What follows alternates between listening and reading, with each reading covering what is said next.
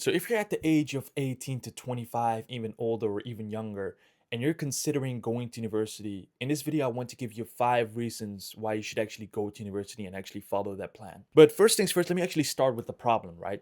So the problem that I have with this industry, I have a lot of problems to be honest with this industry, but the main problem that I have with this industry is that we are kind of like saying to men or even women as well, like in this entire self-improvement industry, that it is not really good to go to university anymore because it's not like the 1960s anymore, and there are like way better ways to make money. You don't really need a bullshit like bachelor's degree to make like money and stuff.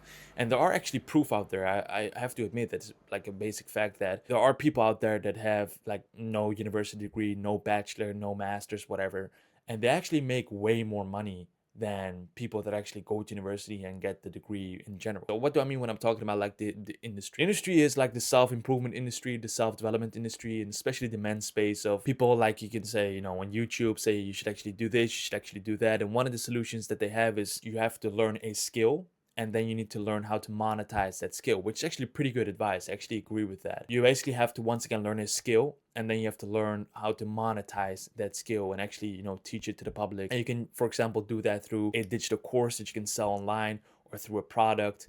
And then you can link your page on your social medias, and you can get attraction by marketing, and you can learn the 3 laws of human nature, which is marketing, sales, and psychology. Those things are good. I actually agree with that you can basically learn every single skill that is possible. Like everything is actually free online, genuinely. When you go to YouTube, you can learn basically almost every single subject that you want to learn about, whether it's like coding, whether it be like sales, whether it be like psychology, whether it's just everything, like everything, every single lecture almost is genuinely on YouTube. So you don't really need like a 3-year bachelor's degree to kind of like get started with those things. You can actually go to YouTube and search those things up if you're interested.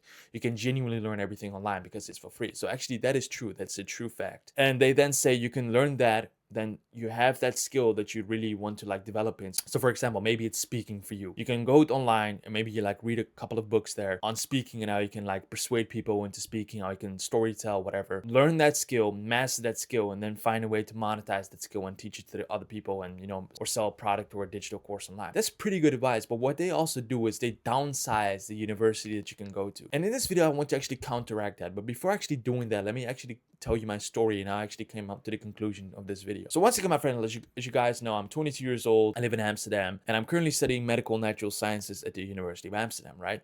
And I remember when I was like 18, that's when I first actually went into the university school. So when I was 18, I finished my high school diploma, which was in the Netherlands. We have like 3 different tiers of diplomas that you can get in high school. So we have like MAVO, HAVO, and VWO, right? You don't really need to do anything with that. But I got like my HAVO diploma back in 2022. I was 18 years old, right? So you have to basically study 5 years to get the HAVO diploma. Then you make exams based on the subjects that you have chosen. For example, I chose physics, chemistry, mathematics, and all of those subjects.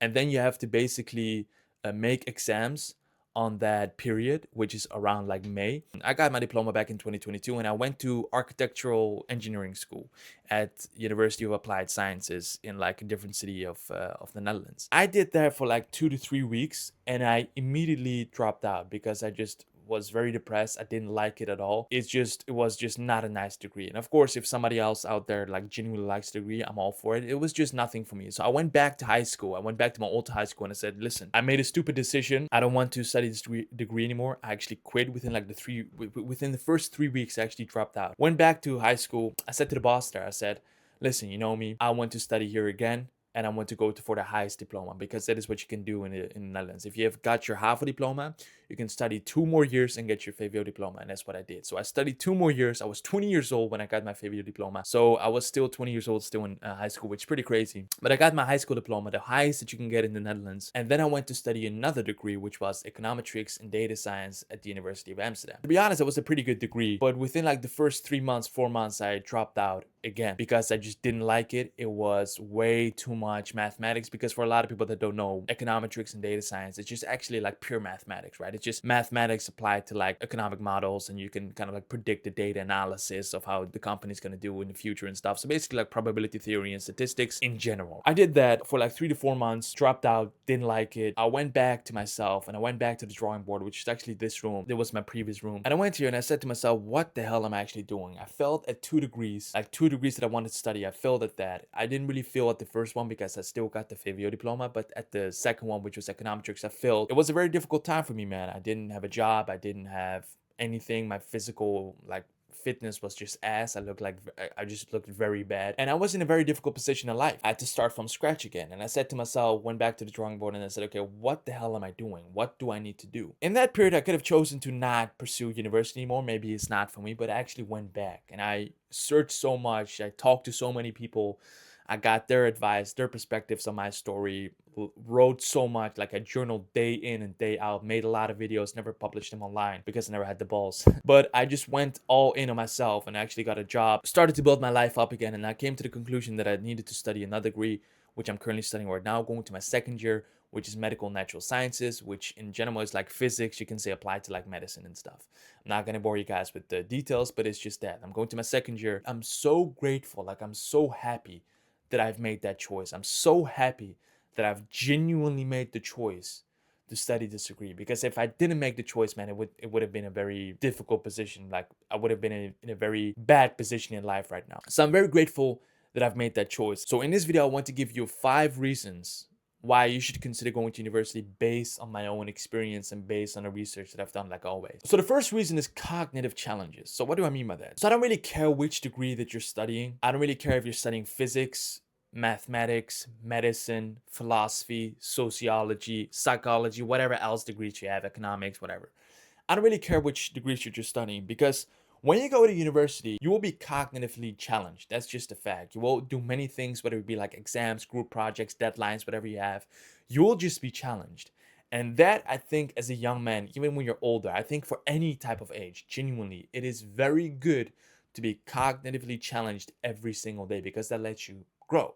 So for example, when I was studying mathematics, and even when I'm studying this degree, I also get like mathematical courses. So for example, calculus, differential equations, linear algebra. And I always asked myself when I was studying calculus, like, why the hell do I need to, for example, differentiate this equation? Why do I need to know this integral? Well, it doesn't even make any sense. But what I don't realize is that it's not about the integral that you're solving. It's mathematics is not even about like the numbers and stuff. It's more language, because that language makes you adapt to really worldly problems that you will encounter in your life.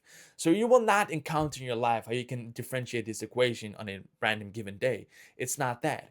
It's that you will have the analytical skills and the problem solving abilities that you have learned whilst you were solving the differential equations, for example, to genuinely handle real life problems on a daily basis. Because at the end of the day, my friend, life is just a series of problems. It's a sum of problems on a daily basis that you have to really solve. And some problems, of course, vary in intensity. Some are harder, some are, more easy and stuff. But at the end of the day, when you are cognitively challenged, what happens is, of course, neuroplasticity all around your brain, but also the fact that when you're so much challenged to the point where you're kind of like exhausted a bit, but you can still go on, you will use that and you will learn that skill. You actually genuinely use that skill in real life problems that you will face on a day-to-day when you're old. So once again, my friend, it's not about like the physics problem that you have to solve. It's not about the mathematical problem that you have to solve. It's more about that if you learn to solve those problems, if you genuinely learn to solve these mathematical problems, it's not just like you know this integral. It's more like you have learned the analytical skills once again and the problem solving ability.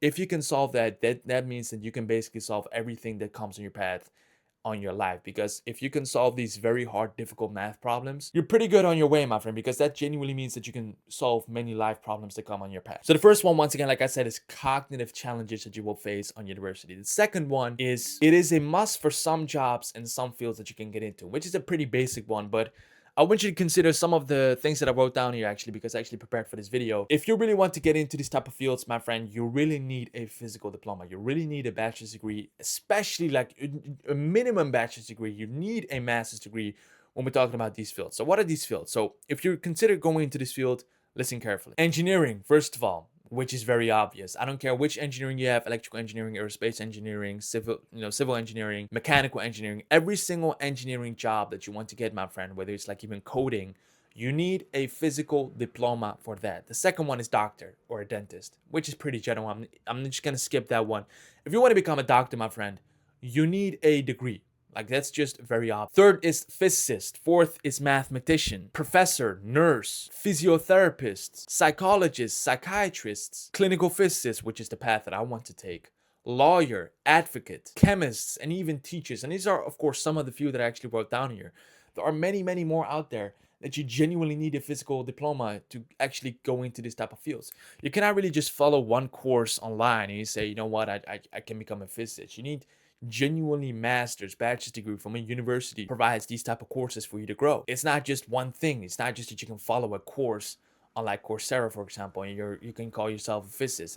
It's just not about that. You need a legitimate physical diploma from a good university in order to actually get into this type of field. So that's the second reason. If you're really considering those type of fields, my friend, you should go to university. Third one is a structured environment that forces you to grow. So I remember first when I started my YouTube channel, which was back in May 2025, I had a very hard time, I actually said this in my previous video, I had a very hard time to actually adapt to a new routine that I needed to build for myself. Because when you go to university, my friend, the courses and stuff, like the structure is already there for you. The only thing you need to do is carry out the plan. But when you start something on your own, what tends to happen is you have to create that structure for yourself, and it's a very hard thing. Like a lot of when I first started, yes, oh, it's very easy. I'm just gonna wake up and I'm gonna do the work and stuff. It's actually pretty hard, man.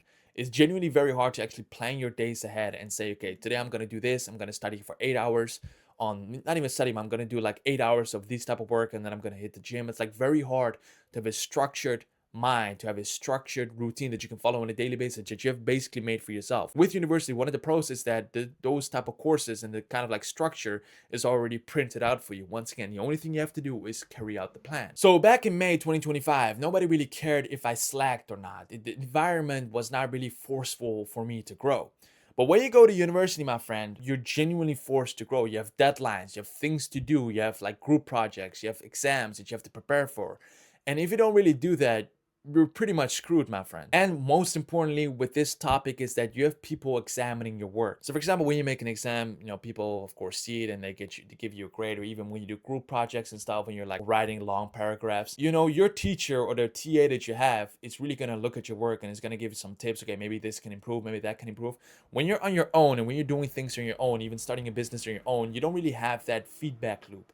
So the only feedback loop you have is yourself. We sometimes tend to be very soft with ourselves, and I'm very victim of that as well. But when you actually follow these type of university courses, the teachers and the TAs will go through that for you, because of course they get paid to do that. But they will go through that for you and say, okay, maybe you need to write this sentence better.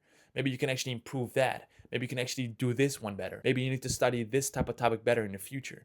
It's like you get this feedback loop, which is very important because that means that you can improve upon and you have your weak points that you can focus on. But when you're on your own, my friend, it's way harder to do that because you have nobody to kind of like give you that feedback loop. The only feedback loop you have is yourself. And sometimes, once again, my friend, we lack to be very hard with ourselves and we tend to be very soft. So third, once again, my friend, is the structured environment that helps you grow with deadlines, exams, group projects that you don't really have when you're on your own. Fourth is access opportunities. So this one is also pretty obvious. When you go to university, you have way more access to different type of things. So what do I mean with access? I mean two different type of things. The first one is access to structured pipelines. University runs systems for students to actually get into different type of things. And what are these different type of things? Those are, for example, internships. Students, you can go into an internship because the university provides that. You can, for example, become a research assistant professor because universities provide that. You have different type of minors that you can follow. You can exchange semesters with different type of subjects that you really want to get into, different type of courses. You can actually choose minors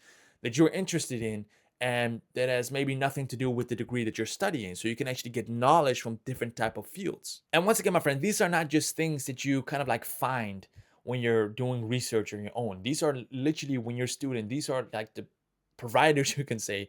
These are the things that the university provides for you when you're a student. So you cannot really get access to these things when you're just on your own and you're on the solo mission. Second thing is access as a filter. So what do I mean by that? Even for careers, my friend, that don't really require a degree, most of the people that actually give these careers, so most of the people that you have to work for, he actually filters out, or she filters out, some of the things that he doesn't want to see or she doesn't want to see. So they actually like filter out people that don't have a diploma. So for example, people that don't have a bachelor's or a master's degree, so they can actually filter out the people that are actually capable of doing the job, even though the job is not really meant for the degree. But they're more likely to be interested in people that have the capacity to actually do that. And the people that have the capacity to do that, they actually identify more that in students and actually people that have passed their bachelor's and a master's degree, because they kind of like see those type of people as more capable because they genuinely studied for 5 years to get this master's degree. If they studied their ass off for 5 years to get this master's degree, then they can do this job better than, for example, somebody that's just applied for this and he doesn't even have a bachelor's or a master's degree. These are very important things, my friend. People genuinely look at your CV, my friend, and when they see like for example, you have a master's in physics, for example, they can hire you way faster and they actually want to do a job interview with you way faster than, for example, that somebody applies for the same type of job but he never actually has even a bachelor or a master's, for example, in physics. So be very careful, my friend, because most of the time, man, they really look for a degree because they can see like a person is capable of doing this job because they've studied the ass off once again for 5 years to get this master's degree. And the fifth point, my friend, and this is also the last point, is that you meet people along the way. And that is, I feel like, the most important one out of all of these five, because the people that you meet along the way, my friend, is what makes university fun. You get new friendships, new people that you can, start conversations with, maybe even lifelong friends that you meet there, maybe even your love partner, whatever. You meet genuine a lot of good people when you're actually studying this degree. You meet people that, for example, have way different ideas than you. You start to learn a little bit from them, their philosophy. You start to meet a lot more people like yourself, for example. You start to learn a lot more from them because not everybody is like exactly like you. Even though they have maybe like the same things that you're interested in, they are still a different person. So we learn a lot from them, their philosophy, their lifestyle, their habits. And the funny thing about life is you cannot really control reality. You don't know what's going to happen in the future. So for example, you may meet somebody in the future when you're going to university that has actually a business idea or a very good idea. You actually collaborate with them and actually start a business with him or her. Like you don't really know what's going to happen in the future, my friend. So one of the most important things, actually the most important thing for going to university, my friend, is the people you meet along the way. Because once again, you will not only learn a lot about yourself, but you will also learn a lot about them and what type of other people there are on this planet. You will actually socialize, you will improve your social skills, you will network with people. Those are very important things. And I would say university actually provides that. University genuinely provides going out there and just meeting new people, making new connections, making lifelong partners or maybe lifelong friends, whatever. Like that is genuinely what a university provides. So this is the last topic. This is the last reason why you should go. It's not solely for the things that you can get out of it by yourself, but also for the people that you meet along the way and other people that actually meet you when you start to have like real good connections and stuff. Those are very important things because once again, my friend, we as human beings are social animals and we need other people around us. We cannot really survive on our own. So I'm going to summarize right now the 5 reasons why you should go to university. So the first one, my friend, is cognitive challenge. The second one is, it is a must for some jobs and some fields that you really want to get into. So for example, think about engineering, doctor, nurse, therapist, radiologist, psychologist, psychotherapist, psychiatrist, whatever else you have these type of days. You need a degree for that. Third thing is a structured environment that forces you to grow, my friend. That is very important because when you're on your own, you don't really have that structured environment. When you go to university, you have deadlines, exam, group projects. Like it forces, like it's this fire's behind your ass and it's pushing you forward. Like, bro, you have a deadline tomorrow. What are you doing? When you're on your own, for example, recording these type of videos, you don't really have anybody pushing you. It's just you against you, which is also, of course, very good. But you tend to be very soft for yourself sometimes. But when you're at university, like this is how it's supposed to be done.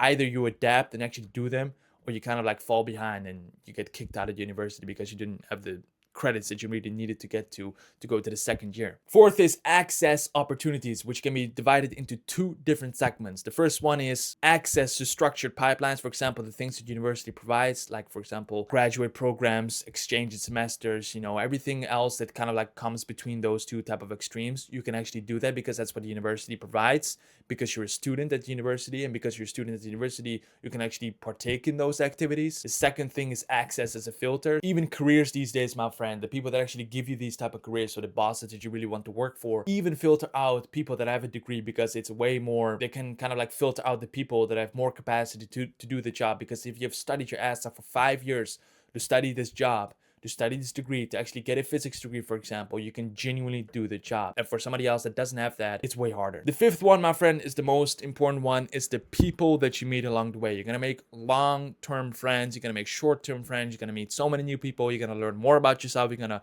improve your social skills, you're gonna improve your networking skills, and you don't know what's gonna happen in the future because you may meet somebody that has the same interests as you, and for example, you start a business with them. I'm just saying, like, you don't know what's gonna happen in the future, so why not give it a try?